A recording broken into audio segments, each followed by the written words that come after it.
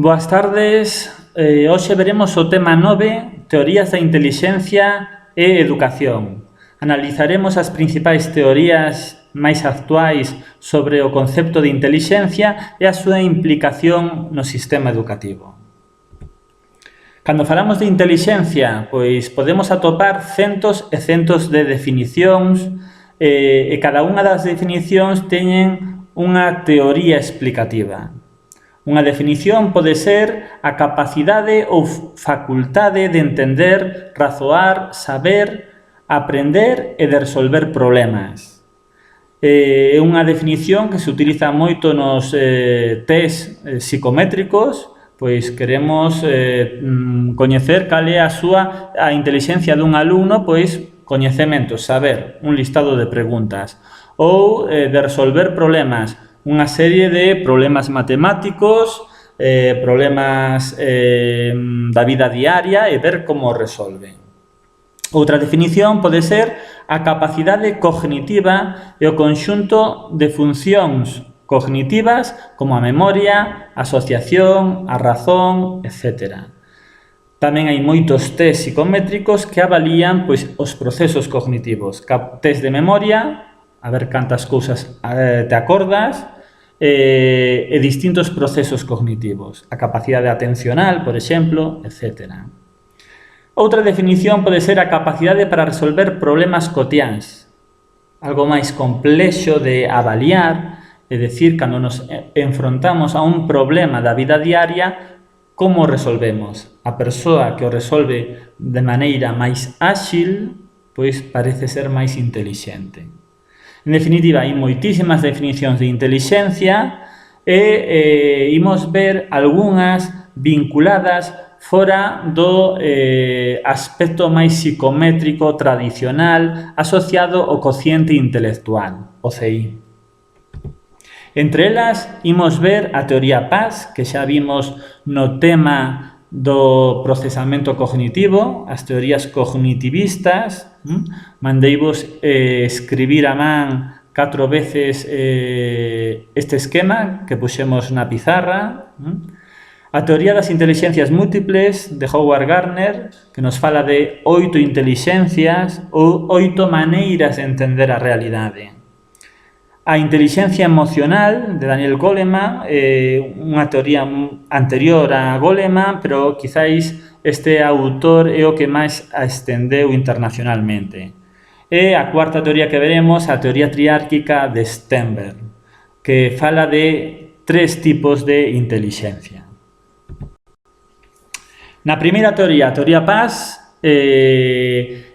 podemos definila como unha maneira de traballar a través de 4 procesos cognitivos. Unha persoa é máis intelixente en función de como traballen estes 4 procesos. A capacidade de planificación, a atención, o proceso simultáneo e o proceso sucesivo.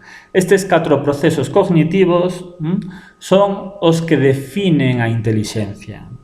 Gráficamente, podemos ver que estes 4 procesos cognitivos atópanse a través dos traballos de Luria en zonas determinadas do cerebro. Luria traballou a través de diferentes lesións neuronais que determinadas persoas que tiñan un problema nunha zona determinada do cerebro tiñan un funcionamiento, unha execución determinada ou carente. E así determinou a existencia de 3 unidades funcionais. A primeira unidade funcional, a capacidade atencional, a segunda unidade funcional, o procesamento simultáneo e procesamento secuencial, 2 maneiras de procesar a información, e a terceira unidade funcional, a planificación, que está vinculado á función executiva ou metacognición. A través destas 3 unidades funcionais de Luria, Das desenvolveu a teoría PAS. Gráficamente, podemos velo que existe unha entrada, input, de información que pode ser serial ou holística, global. Serial, pois, cando estamos falando, palabra tras palabra, frase tras frase, vai sucesivamente, ou holística de golpe. Por exemplo, ver unha imaxe como este gráfico. De golpe temos toda a información. Esa información entra nesas 3 unidades funcionais do cerebro a través destes 4 procesos. Primeiro, a atención, teño que atender a esa información, eu atendo, presto atención, capto a esencia desa información. O procesamento simultáneo e sucesivo, que sirve para codificar esa información, para levar a información da memoria a corto plazo a memoria a largo plazo, almaceno, codifico ben a información, dunha maneira ou de outra, con independencia de como fora a entrada. E a terceira unidade funcional, a planificación, que fai referencia a capacidade metacognitiva. É unha capacidade avaliativa, de supervisión, de planificación e organización dos pasos que imos dar. Entonces, están directamente e estreitamente relacionadas. Vai dar ordes a atención, que é o que ten que atender, principalmente. Vai dar ordes ao proceso de codificación, xa sexa simultáneo ou sucesivo. Traballa ahora de maneira simultánea, faino ahora sucesivamente, que funciona mellor, avalía como vai sendo o proceso, decide cambiar os pasos dados porque isto non funciona, e finalmente hai unha saída. Despois de codificar toda esa información, podemos dar unha resposta a eses coñecementos que temos ou que acabamos de adquirir. Esas 3 unidades funcionais están flotando nesa manto gris que vedes, que lle chama coñecemento base, é dicir, todos os coñecementos anteriores que eu teña sobre isto que estou estudando, pois vaime ser máis beneficioso. Unha persoa que está traballando un tema e ten moitos coñecementos sobre ese tema, o traballo vai ser máis fácil, o procesamento, é dicir, estes 4 procesos cognitivos funcionarán mellor, serán máis fácil, máis áxiles. Se eu non teño ningún coñecemento base, vaime costar máis. E máis adiante tamén se engadiu, ademais do coñecemento base, a emoción, o que ten que ver coa intelixencia emocional que veremos máis adiante. É dicir, se eu isto que estou estudiando me emociona, teño interés, gústame, os procesos cognitivos tamén funcionan mellor. Os poño con máis interés e, por tanto, funcionan moito mellor. A seguinte teoría é a teoría das intelixencias múltiples de Gardner, que fala de que existen 8 maneiras de interpretar e entender os coñecementos. Como enfrentámonos ao entorno. Tradicionalmente se falaba da lingüística e lóxico-matemática, seguro que todos escoitastes, ti que es bo en ciencias ou en letras, non? O campo lingüístico, o campo lóxico-matemático. Estas intelixencias son as principais nas que se basa a escola tradicional, pero temos que ter en conta, pois, as outras intelixencias ou capacidades, a espacial, a cinético-corporal, a musical, a interpersoal, que ten que ver coas habilidades sociais e de relación cos outros, de empatía, a intrapersoal, que é sobre un mesmo, o control e regulación emocional das emocións de autocontrol, e a naturista. Esas 8 intelixencias ou 8 maneiras de enfrentarse aos problemas fan que cada un dos alumnos sexan diferentes e podan resolver os problemas de maneira diferente. Para estendernos na teoría de intelixencias múltiples, veremos un pequeno caderno de editorial del Vives, Intelixencias Múltiples, que é un caderno explicativo para os mestres de educación primaria que traballen intelixencias múltiples dentro das unidades didácticas. Teredes que ler as páxinas da 2 a 10 deste pequeno caderno, esas 8 páxinas. A inteligencia emocional de Goleman define esta inteligencia como as habilidades entre as que destaca o autocontrol, o entusiasmo, a empatía, a perseverancia e a capacidade para motivarse a un mesmo.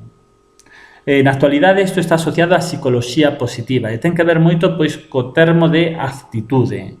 É dicir, que actitude teño eu para enfrentarme a un problema. A preparar un exame, por exemplo, que actitude teño eu, que perseverancia teño e que capacidade teño para motivar e traballar. Quero que vexades vinculado a este termo un pequeno vídeo de 5 minutos de Víctor Cooper que é moi interesante, que fala do valor das persoas. Fala que os coñecementos máis as habilidades multiplicado polas actitudes fai o valor que temos cada un de nós. É un vídeo de 5 minutos, gustaríame ver, porque ten que ver moito coa primeira actividade que fixemos, cando vos preguntei cales eran os vosos mellores profesores e os peores profesores. Cando me preguntaches por os mellores profesores, todos falabades de términos vinculados á inteligencia emocional. Habilidades vinculadas coa empatía, a capacidade de motivarse ou motivar os outros, etc. Termos que ten que ver coa psicoloxía positiva. Se vos queredes ser vos mestres e mestras, teredes que traballar moitísimo esta actitude ou inteligencia emocional. E por último, a teoría triárquica da inteligencia. A teoría triárquica da inteligencia de Stenberg fala de que existen 3 inteligencias. Unha inteligencia práctica, outra creativa e outra analítica. Esas 3 inteligencias dan a lugar ás 3 subteorías. A teoría da inteligencia práctica, denominada subteoría contextual, ten que ver co axusto contexto, como nos axustamos cada un de nós o entorno. Non falades igual coa vosa familia que cos vosos amigos que cos profesores, por exemplo. A teoría vinculada á inteligencia creativa, subteoría experiencial, ten que ver como resolvemos unha tarea, xa sexa nova ou xa aprendida, é dicir, xa pertence á automatización dos aprendizaxes. E, finalmente, a inteligencia analítica vinculada á subteoría componencial ten que ver coas funcións executivas e os coñecementos adquiridos, a parte máis conceptual. Stenberg di que para poder interpretar a inteligencia dunha persoa temos que ter en conta as 3 subteorías. Non poderíamos entender a inteligencia só desde un punto de vista dos 3.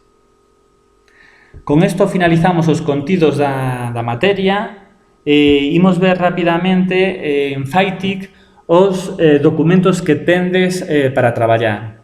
O primeiro documento, Teorías da Inteligencia, é a presentación que acabamos de ver, é a presentación do tema 9. Logo tedes 2 documentos, Teorías da Inteligencia e Concepción da Inteligencia, son 2 documentos que non entran para examen, que fala das 3 teorías de maneira moito máis extendida e algunha teoría conceptualización a maiores. Outro documento, Fundamentos Teóricos do PrEP, que fala da teoría PAS, aquí só vai entrar para examen as páxinas 9 e 14, que é a explicación que din do concepto dos 4 procesos cognitivos. Un documento da teoría de Gardner, que non entra para examen, é de ampliación, e o documento de inteligencias múltiples da editorial del Vives, que só entran as 10 primeiras páxinas e que traballaremos o vindeiro luns nunha práctica. E, finalmente, outro documento de inteligencia emocional que non entra para examen. E con isto finalizaremos o que é o tema 9.